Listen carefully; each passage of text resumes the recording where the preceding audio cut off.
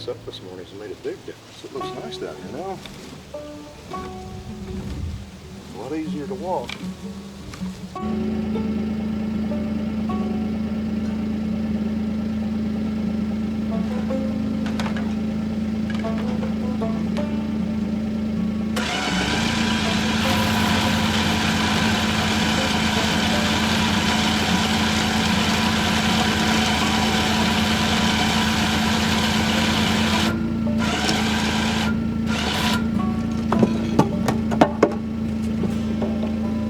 On the table and ready to go.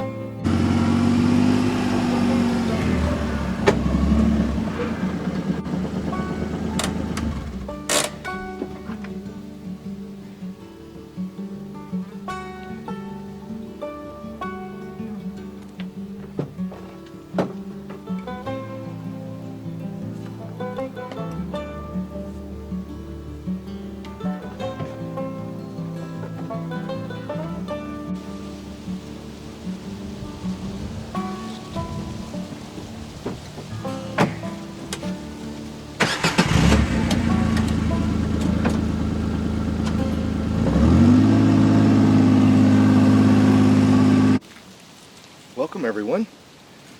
We are going to square this log up, and I believe we're almost going to be able to mill enough material from this log to refinish our little farm trailer. That thing gets a workout around here, and it's almost time to start thinking about replacing the boards, maybe even doing some painting, and I don't know how far we'll go. We might even put some new wheels and tires on it. I've also built a new railing system for our chainsaw mill here, so we're going to give that a try for the first time today. I hope you guys enjoyed the video. You've already seen me cleaning up around here, getting it nice to where you can walk, not tripping over a bunch of cut-offs and things like that. Should make it a little easier to work. Let's get started. We're going to go right here and trim this guy off first.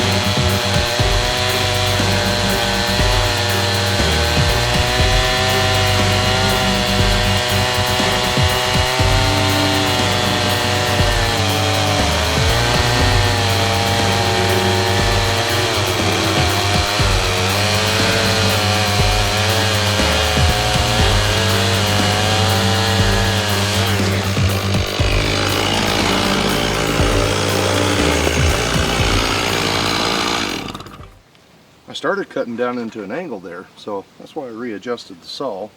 I want that as square as I can. That'll still leave us a couple of inches on each end of the log to square up once we get everything milled out. But I didn't want to run too far off track. It's a nice looking cookie. You're 17 and a quarter, 17 and a half at this end. And I think we'll stay with our 2-inch runs across through here. That'll make a nice floor for the trailer, or if I choose to use it for something else, it'll still be the same size as the rest of the material we have here.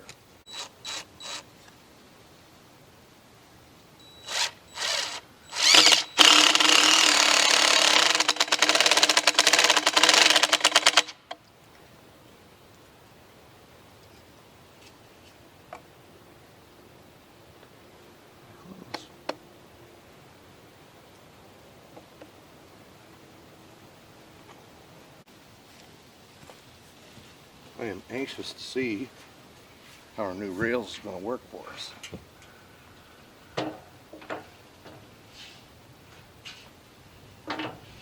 Because it's definitely going to make a nice milling surface. Sit on there nice.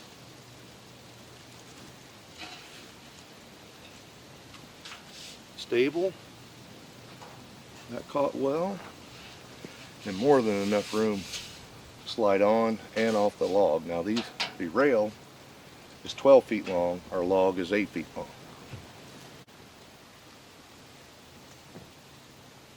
Now rather than putting any type of screws down through here to where I don't know exactly what the depth is going to be of the screw itself and run a risk of hitting it with the chain, it's easier just to roll the strap around it. And when we get down here and need to remove this, we can just pull it back out of our way. This is going to hold our rail in place, and I don't have to worry about any screws other than these two guys on each end of the log that's holding our rail on here. And I do pay close attention when I get up. I know I've got 1.5 inches of material I have to watch here when we get on the log or off the log in order not to hit those screws. Because if the chainsaw has moved inside of our mill at any point, or this thing is flexed and twisted, that's how you'll end up getting into your screws down here. And I don't want to spend all day trying to sharpen out a chain if we don't have to. I may have figured out something to make this a little easier getting our mill set up for the first time. Now this is laminate flooring, and I've talked about this being my wedge in several of the videos now because it's almost exactly the same thickness as the chain and bar. So rather than have the weight of the chainsaw sitting here in the mill, slid that laminate flooring in and tightened our bolts into place here just a little bit, finger tight. I'm going to slide that up and now loosen my side rails up and pull this laminate up to where it's just about to touch that. And that should set it for the chainsaw to make that a lot easier. This gets a little trickier once the weight of the chainsaw is here.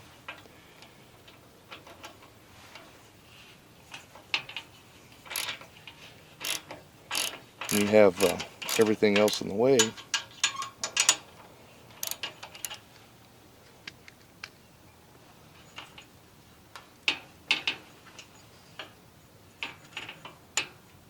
Probably have to do it again after we slide the other side up.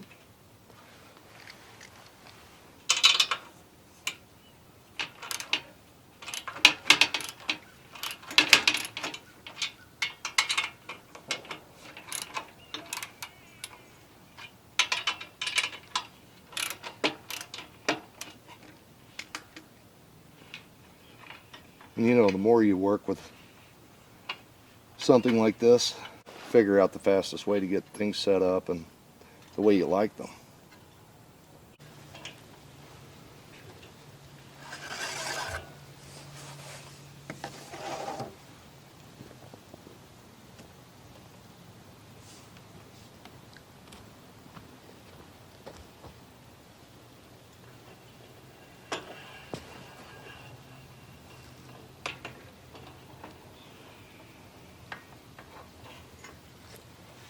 I try to always get right back to the same spot on the bar too.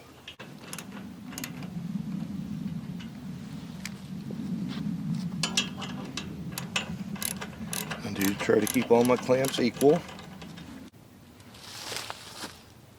Perfectly square, and we're down underneath so we don't have to worry about hitting these screws. That worked pretty well. But I'm definitely curious to see how this log's going to turn out.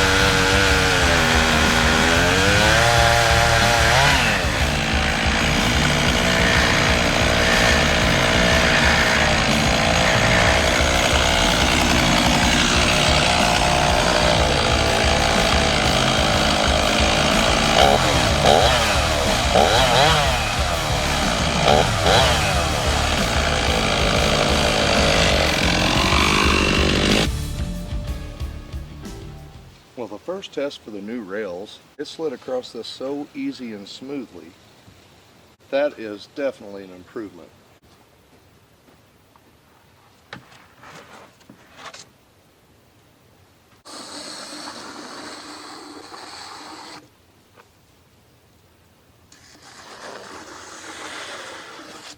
Alright, for our second pass, guys, instead of taking the rail away and just using the top of the log that we had already flattened, I went ahead and put the rails back on with no end caps or screws. Just strapped it down. These straps work really well and held this in place. I think we're really starting to make some material now. Saw got through it easy, and it seemed like everything stayed flat. Let's take a look. Let's see how flat this bottom is. Alright, so that one, couple of little gouges right there. For the most part, that is nice.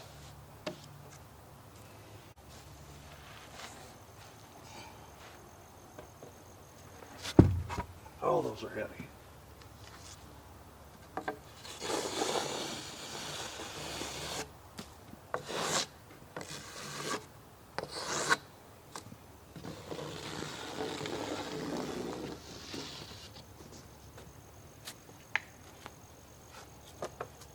That's the result I've been looking for right there. I didn't cup the saw any place, so it didn't lift or drop. The shims worked well all the way across it. If you can make material like that, we can build anything you guys choose to build. Whatever we choose to use this material for, properly treated, it'll last a lifetime, and it definitely is nice to have a project to look forward to use this stuff with. And as I said in the introduction, if this goes well and I don't run out of time, I wouldn't mind replanking our farm trailer with this stuff. I'll tell you what, you guys leave it in the comments for me. Would you like to see that farm trailer that you've seen in every video that I've been back here cleaning up and hauling firewood with done in oak? Or do you think it'd look better in cedar? So you guys let me know. We'll start planning. I'm not guaranteeing I'm covering it, but if we do, I'd like to know your thoughts on that. The rails, that made a huge improvement, and I hope you guys have enjoyed the video. So I'll continue milling this one down. Thanks for watching, and again, you never know what you're going to see here, and that makes it fun. I'll see you on the next one.